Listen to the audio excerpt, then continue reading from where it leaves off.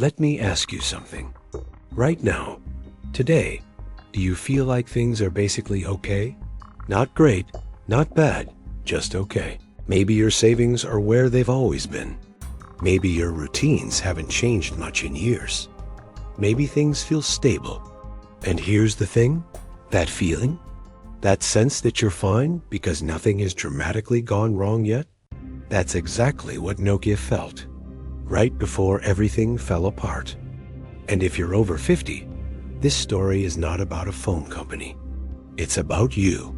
Think about the last time you actually changed something important in your life. Not a small thing, not switching coffee brands or getting a new TV. I mean something real. Your financial habits, how you're planning for retirement, how you're taking care of your health, how you think about the years ahead. For a lot of people over 50, the honest answer is, it's been a while, and that's understandable. When something has worked for a long time, it feels like it's still working. The bank account looks roughly the same. The routine still runs. Life moves forward. But here's what nobody tells you. Staying the same is not staying safe. The world keeps changing. Costs change, health changes. The rules of retirement change. And if your habits don't change with them, slowly, quietly, without any dramatic warning, things start to slip.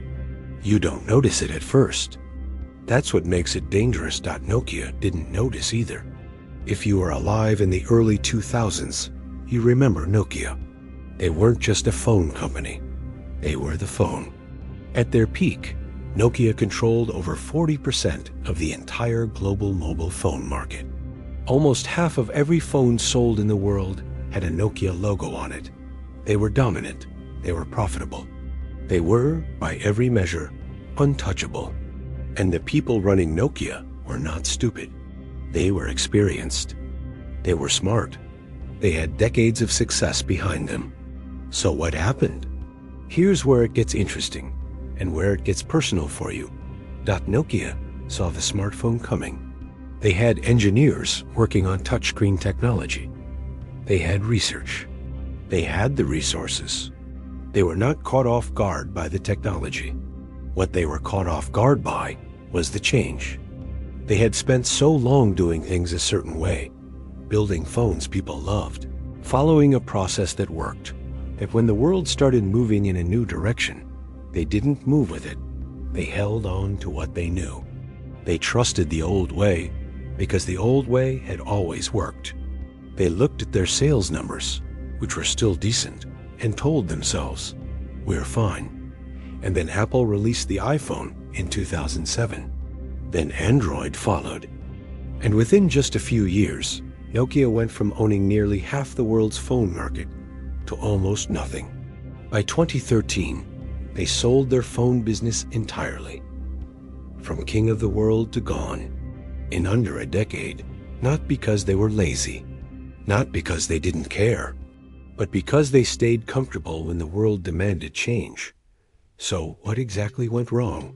Because I want you to really understand this, not as a business lesson, but as a life lesson. Nokia made one core mistake, and it wasn't a single bad decision. It was a pattern of thinking. They believed that past success was proof of future safety. Think about what that means. They looked back at everything they'd built, all those years of dominance, all those sold phones, all that reputation, and they used that as evidence that they didn't need to change. We've always done well. We're doing well now, so we'll probably keep doing well. That logic feels reasonable. It sounds almost wise, but it's one of the most dangerous traps a person or a company can fall into, because the world doesn't stand still just because you do. Here's an analogy. Imagine you're on a moving walkway at an airport. You know the kind, a flat escalator that carries you forward. If you stand still on a moving walkway, you still move forward. That feels like progress. That feels like things are working. But what if the walkway is now going in the other direction?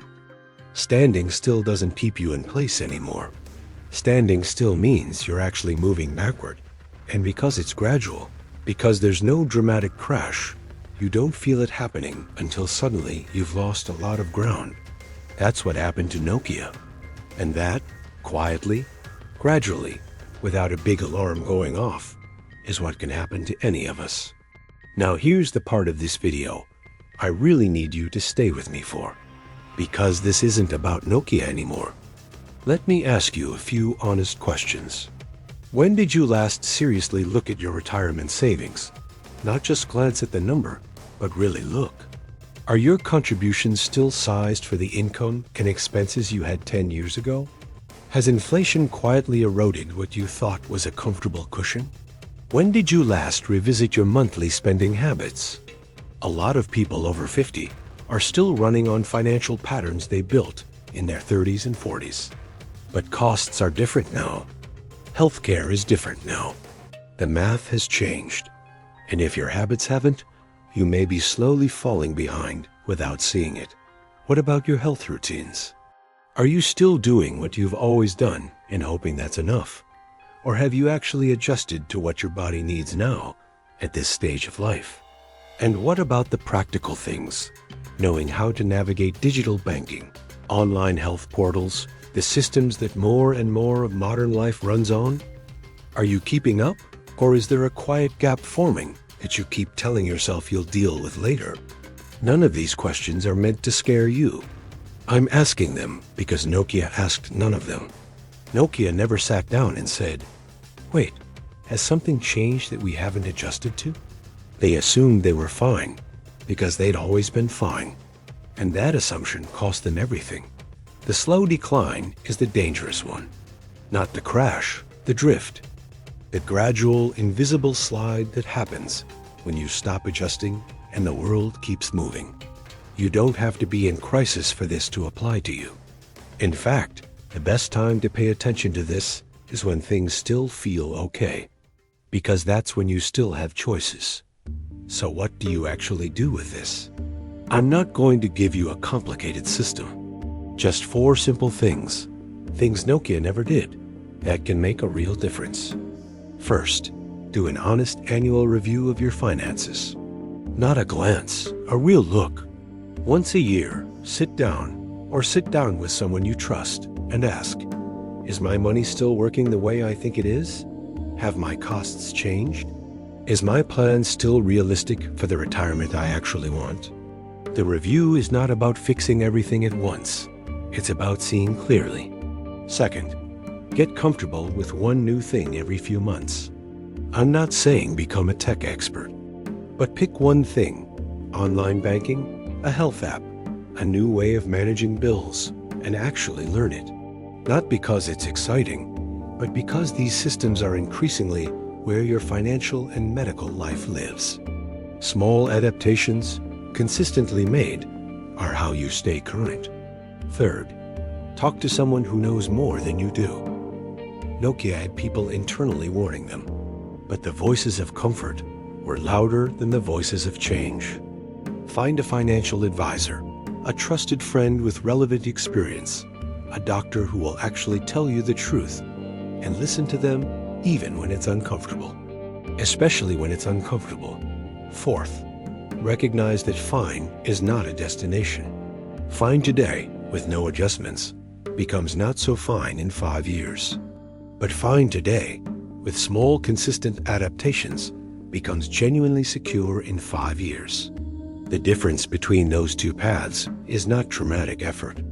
It's just the willingness to keep paying attention. Nokia was not a bad company. The people there were not foolish. They were experienced, accomplished, and proud of what they'd built.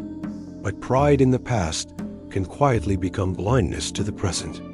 And the cost of that blindness, when it finally arrives, is steep. You've built something too. Decades of work, relationships, savings, a life. The point of this video is not to tell you that it's all at risk. The point is to remind you that protecting what you've built requires the same thing that built it in the first place: paying attention, staying honest with yourself, and being willing to adapt. You don't have to overhaul everything. You don't have to change who you are. You just can't afford to stand still and assume the world will stand still with you. Nokia didn't get a warning. Things just slowly, quietly stopped working until one day they really didn't. You have the warning. The question is what you do with it. Take care of yourself. Stay curious, keep adjusting, and we'll see you in the next one.